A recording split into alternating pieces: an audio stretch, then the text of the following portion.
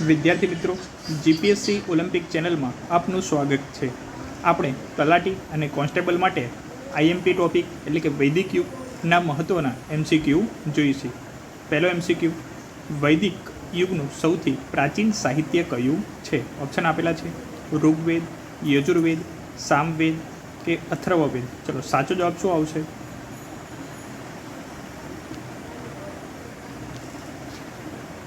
તો વિદ્યાર્થી મિત્રો, સાચો જવાબ આવશે કે ઋગ્વેદ એ વૈદિક સાહિત્યનો સૌથી પ્રાચીન ગ્રંથ છે, જેમાં 10 મંડળો આપેલા છે અને 1028 સૂક્તો છે.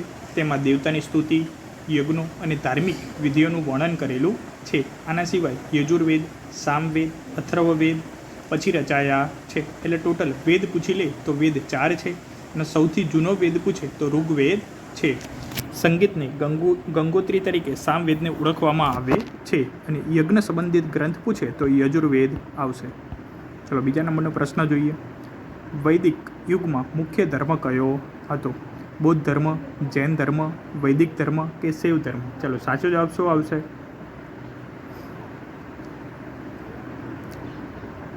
તો સાચો જવાબ આવશે કે વૈદિક યુગમાં વૈદિક ધર્મ મુખ્ય હતો.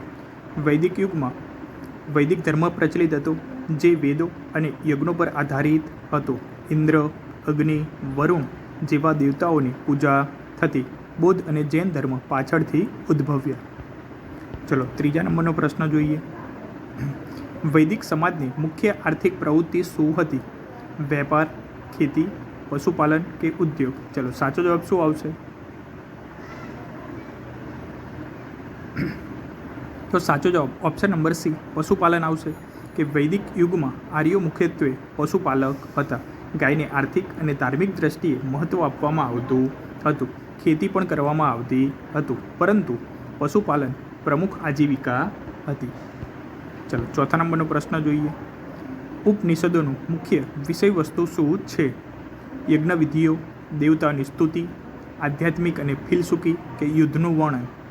તો ઉપનિષદમાં શું આપેલું છે? ચલો સાચો જવાબ શું આવશે? તો ઓપ્શન નંબર સી આધ્યાત્મિક અને ફિલસૂફી. તો ઉપનિષદો વૈદિક યુગ પછીના તબક્કાના ગ્રંથો છે, જે આત્મા, બ્રહ્મા અને મોક્ષ જેવા આધ્યાત્મિક વિષયો પર ચર્ચા કરે છે. તેમને વેદાંત અથવા વેદોનો અંત પણ કહેવામાં આવે છે. ચલો પાંચમા નંબરનો પ્રશ્ન જોઈએ. વૈદિક યુગમાં શિક્ષણનું મુખ્ય માધ્યમ કયું હતું? તો ઓપ્શન આપેલા છે લેખન, મૌખિક, ચિત્રો કે પેઇન્ટિંગ? ચલો સાચો જવાબ શું આવશે? તો સાચો જવાબ ઓપ્શન નંબર બી મૌખિક આવશે. કે વૈદિક યુગમાં શિક્ષણ મૌખિક રીતે આપવામાં આવતું હતું. વેદો અને અન્ય ગ્રંથો ગુરુ શિષ્ય પરંપરા દ્વારા યાદ કરવામાં આવતા. લેખનનો ઉપયોગ પછીના સમયમાં શરૂ થયો હતો. ચલો છઠ્ઠા નંબરનો પ્રશ્ન જોઈએ. વૈદિક યુગમાં મુખ્ય દેવતા કોણ હતા? વિષ્ણુ, ઇન્દ્ર, શિવ કે બ્રહ્મા? ચલો સાચો જવાબ શું આવશે?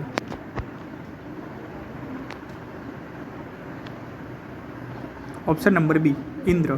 ઋગ્વેદમાં ઇન્દ્રને સૌથી મહત્ત્વના દેવતા તરીકે વર્ણવવામાં આવ્યા છે. તે વરસાદ અને યુદ્ધના દેવતા હતા. તો પરીક્ષામાં પ્રશ્ન પૂછાઈ ગયો કે વરસાદ અને યુદ્ધના દેવતા તરીકે ઇન્દ્રને ઓળખવામાં આવે છે. વિષ્ણુ અને શિવનું મહત્ત્વ પાછળથી વધ્યું હતું. ચલો સાતમા નંબરનો પ્રશ્ન. વૈદિક સમાજમાં ગોત્ર શું દર્શાવે છે? ગામનું નામ, કુળ અથવા વંશ, વ્યવસાય કે ધર્મ? ચલો સાચો જવાબ શું આવશે?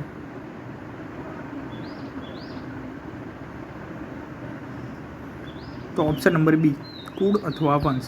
ગોત્ર એ વૈદિક સમાજમાં કુળ અથવા વંશને દર્શાવતું હતું, જે વ્યક્તિની વંશ પરંપરાગત અને સામાજિક ઓળખ દર્શાવે છે. તે લગ્ન અને સામાજિક વ્યવસ્થામાં મહત્ત્વ હતું. ચલો આઠમા નંબરનો પ્રશ્ન.